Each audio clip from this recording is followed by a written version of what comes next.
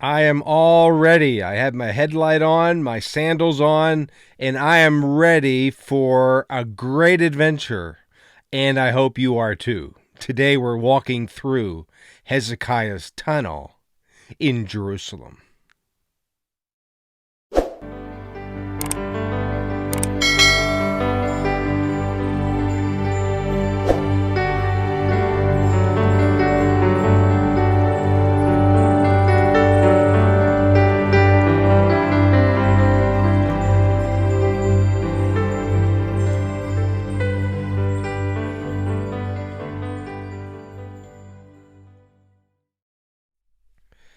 Well, shalom and welcome to this teaching channel. We're all about teaching the Bible in context. And we use history, geography, and archaeology. In fact, that's what our focus is today as we enjoy really, I think, one of the greatest adventures of any Israel trip, bar none. This is it. A walk through a 1,700-foot water tunnel built 2,700 years ago by a guy named Hezekiah. It's a remarkable experience. Back in the days of the 70s and 80s, the water level that flowed from the Gihon Spring was really above one's waist. Today, because they've diverted the water a little, the water level is about knee-deep or even less. So it's not quite a big wet adventure, if you will, like it used to be back in the day, but it is still a great and exciting time of walking through maybe a shoulder width most of the way, a tunnel hewn by chisels out of the bedrock, and we retrace biblical history as we walk this together. So today's video is going to, number one, be one that helps us understand why Hezekiah made this tunnel. And number two, we're going to walk through some of it. Of course, all of it, but the video will capture some sections of it. And of course, I think it'll be a fun time together. So I hope you have your headlight on and your shorts on and your sandals, of course. And we're going to get wet a little today. Not really, but you know what I mean. And I think it'll be just a great time together exploring this tunnel and, of course, matching it up, as we always do, with the Scriptures. So let's get ready to walk through Hezekiah's Tunnel.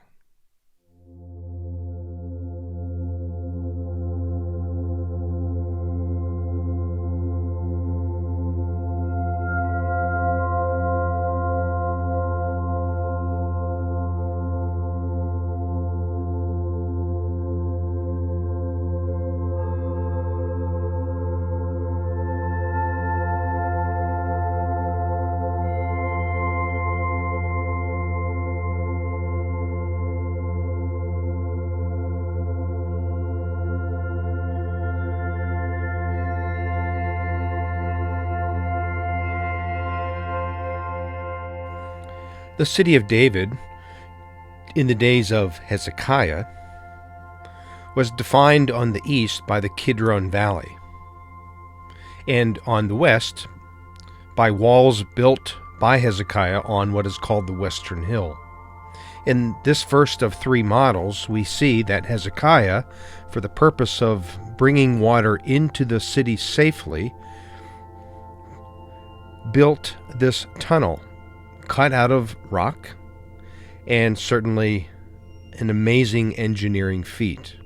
The length of the tunnel is 1,720 feet, and he brought the water from the Gihon Spring down to a reservoir pool that he built within the city walls at the southern end. This particular model, our third of three before we explore the tunnel, tells you, and shows you, I should say, that this particular tunnel was cut out of bedrock. At some point, we're about 100 feet below the top of the bedrock, and we'll talk about how this tunnel was cut by two teams of rock cutters a little later on. The Gihon Spring begins here. Of course, these are modern steps, but this was where King Solomon was initiated into kingship. So as we begin this adventurous walk through Hezekiahs Tunnel. We're walking through biblical history, a tunnel that dates to 701 BC.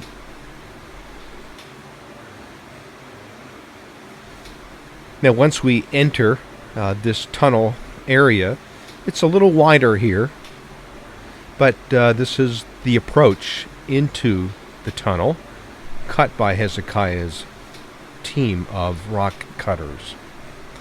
The Gihon Spring still flows. It's a karstic spring, and this picture illustrates the abundance of water, and certainly this was the primary water source for the city of David in the days of the Old Testament. But here we go walking through Hezekiahs Tunnel. The water has been diverted now, so here it's only about a little below one's knee.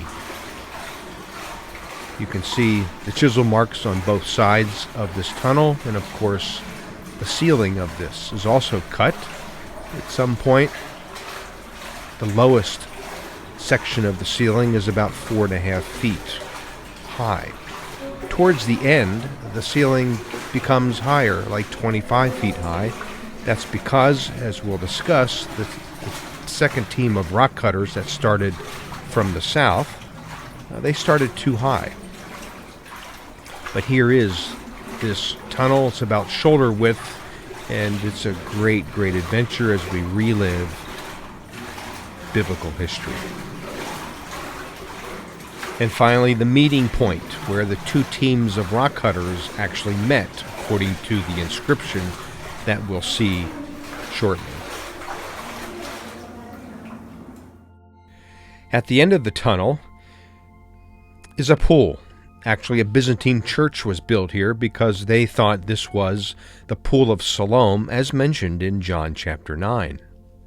However, with a new discovery, further south from here, just about 50 or 60 yards, here is the actual Pool of Siloam that was discovered and actually found by accident. Here, some of the steps of the pool can be seen, but just know that the pool extends further south to the left of the picture, and that other half has not yet been excavated. Keep in mind that John chapter 9 records the healing of the blind man who was sent by Jesus to this very pool. About 30 feet from the end of the tunnel, in the 19th century, this inscription was found. It was actually discovered and chiseled out in 3 pieces, and now it is displayed in the museum in Istanbul, Turkey. And essentially, this is what the inscription says. There were 2 teams of rock cutters that broke through, and while yet their pickaxes, one towards the other, while they were 3 cubits away from each other, the noise of one calling to the other, for there was a cleft in the rock on the right, and on the day of the breaking through the miners hewed, one to meet the other, pickaxe against pickaxe, and the water flowed from the source to the pool over 1,200 cubits. While there are some key words missing from this inscription, you get the sense of the remarkable engineering feat of these 2 teams that cut from the rock this water tunnel in the days of Hezekiah.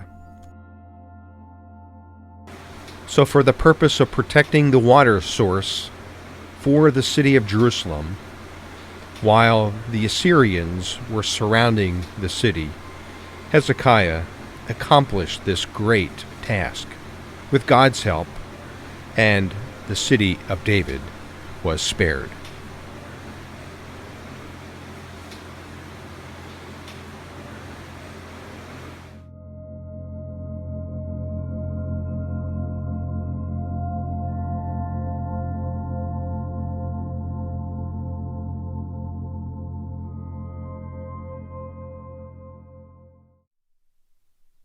We like to say that archaeology confirms the historicity of the Bible. Well, we feel the Bible can stand on its own. Archaeology does not need to prove the Bible.